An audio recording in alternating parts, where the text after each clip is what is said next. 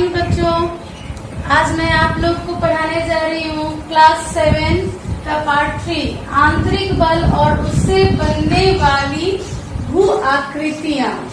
ठीक है, तो बच्चों आप लोग कुछ न कुछ हलचल होता है या घर में देखते हो कि बैठे रहते तो कभी कभी पलंग हिल गया या चेयर हिल गया। ये क्या है आखिर? तुम्हें पता है ये क्या है? कोई बच्चा इसका जवाब दे सकता है? मुझे पता है सभी बच्चों को पता है, क्योंकि भूकंप अब आम हो गया है और अक्सर ऐसा भूकंप आता है जो बच्चे लोग अब जानने लगे कि भूकंप है क्या।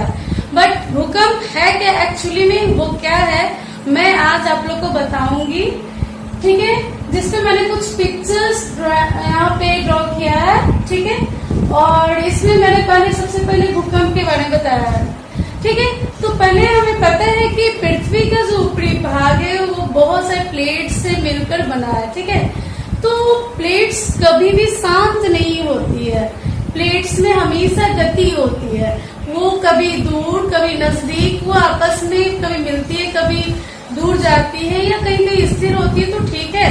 और गतिमान जहाँ हुई वहाँ प्लेट्स आपस में क्या होता है, कहीं दूर जाएगा कहीं पास आएगा। वैसे में क्या होता है कि प्लेट्स के हिलने की वजह से एक धरती में जैसे लगता है कंपन पैदा हो गया, तो वो जो कंपन है उसे ही हम लोग भूकंप कहते हैं। ठीक है, अब भूकंप में बहुत लोग बोलते हैं कि मैम भूकंप वहाँ आया और झटका यहाँ। तो भूकंप चूंकि एक जगह उठता है, जहाँ सेंटर जहाँ से उठा उसे उद्गम केंद्र कहते हैं, जहाँ भूकंप का ऊर्जा हमें यहाँ से मिलना शुरू हुआ और ये आपको चारों दिशाओं में, सभी दिशाओं में इसका फ्रीक्वेंसी, जो तरंग है वो फैलेगा।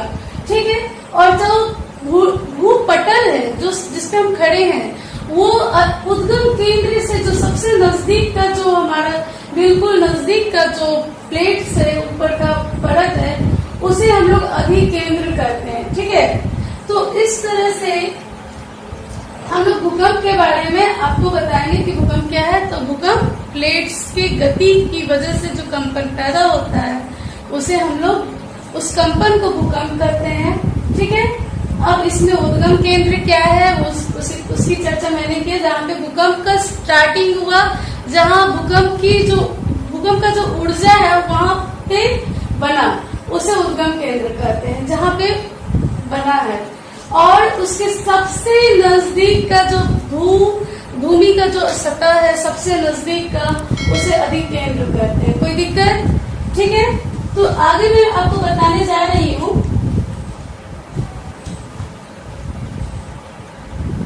अब आप लोग बच्चे तो अभी तो बहुत छोटे हैं, लेकिन ऐसा है हमारे यहाँ हमेशा कुछ न कुछ डाटा तैयार होता है। जैसे जनवरी में 1934 ईस्वी में दरभंगा बिहार में, सितंबर 1993 में महाराष्ट्र में लातूर में, और 2001 में कच्छ गुजरात में बहुत ही भयंकर भूकंप आए थे, जिसकी वजह से बहुत ही वो विनाशकारी साबित हुआ था और बहुत चीज की हानि हुई थी।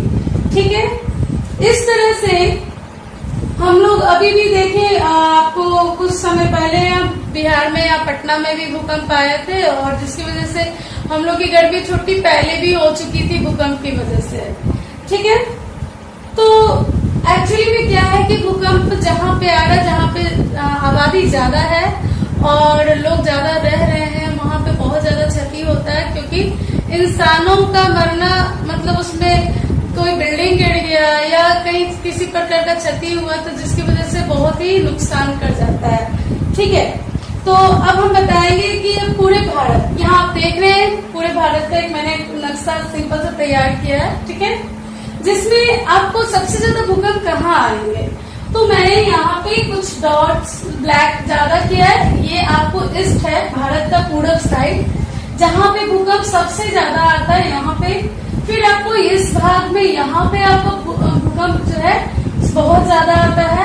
दूसरा आपका यहाँ उत्तर साइड में यहाँ और यहाँ भूकंप बहुत ज्यादा आता है। फिर इधर आ जाइए आप गुजरात साइड, तो यहाँ जो पश्चिम में है यहाँ पे भी भूकंप बहुत ज्यादा आते हैं। ठीक है, ये भारत की बात मैं कर रही हूँ। और दूसरी जहाँ बहुत ही कम आता है वो भूकंप भारत में, आप देख सकते हैं जो डॉट डॉट से मैंने दिखाया, ये भाग भारत का ये भाग जो आप आ रहा है, ठीक है, ये भाग, फिर इधर से आपका ये भाग जो हो गया, फिर इधर से ये सारा ये सब में यहाँ पे आपका भूकंप बहुत ही कम आता है। जब हम भारत के मानचित्र के बारे में डिटेल्स पढ़ेंगे तो आपको ये भी पता हो जाएगा कि किन किन राज्यों में भूकंप का ज्यादा खतरा है और किन किन राज्यों में कम है, ठीक है। तो इस तरह से मैंने भूकंप का अत्यधिक जोखिम वाले क्षेत्र मैंने बताया और कम जोखिम वाले भी क्षेत्र मैंने बताए हैं, ठीक है। अब बच्चों, हाँ, भूकंप को हम लोग किस चीज से मापते हैं? भूकंप के बारे में हमें पता नहीं है कि भूकंप कब आएगा, ठीक है। भूकंप के बारे में हमें कुछ भी पता नहीं होता कि भूकंप कब आएगा, लेकिन हाँ, वो कितनी तीव्रता के साथ आया उसे हम लोग माप सकते हैं। उसके लिए एक यंत्र होता है जिसे हम लोग कहते हैं सिस्मोग्राफ, ठीक है। सिस्मोग्राफ जो होता है वो रिएक्टर स्केल एक होता है, रिएक्टर स्केल पे भूकंप की तीव्रता को मापता है, ठीक है। कोई दिक्कत? अब मैं आपको आगे बताने जा रही हूँ ज्वालामुखी, ठीक है। तो ज्वालामुखी क्या है? फर्स्ट ऑफ ऑल, ज्वालामुखी है क्या? हमारा ये क्या है? पृथ्वी है, सबको पता है ये पृथ्वी है, मान लीजिए पृथ्वी है, ठीक है। तो पृथ्वी तो हम ऊपर में देख रहे हैं कि ये बहुत ही कठोर है, ठीक है, लेकिन इसके अंदर में अभी क्या है? इसके अंदर में पृथ्वी के बिल्कुल अंदर, जिसको हम लोग केंद्र कहते हैं, जहाँ पे खौलता हुआ पदार्थ, खनिज वगैरह खौलता हुआ है, ठीक है। और ये खौलता हुआ चीज आपको पानी कहीं ना कहीं से रास्ता बनाता है और ये ऑलरेडी खौलता हुआ चीज है। ये यहाँ पे गैसेस हैं, खौलता हुआ पदार्थ है, चट्टाने भी खौल रहे हैं यहाँ पे। ये कहीं ना कहीं से अपना स्थान लेके ये निकलने की कोशिश करेंगे, ठीक है। और जहां भी पृथ्वी का प्लेट्स कमजोर होगा वहां इस प्लेट्स को तोड़ते हुए ये ऊपर की तरफ निकल जाएंगे, ठीक है। अब जैसे मैंने यहाँ पे बनाया, देखो यहाँ पे बच्चों, यहाँ पे ये क्या हुआ? तोड़ के ये बाहर निकल गया, ठीक है। जब ये तोड़ कर बाहर निकल गया तो यहाँ पे ये क्या कर रहा है?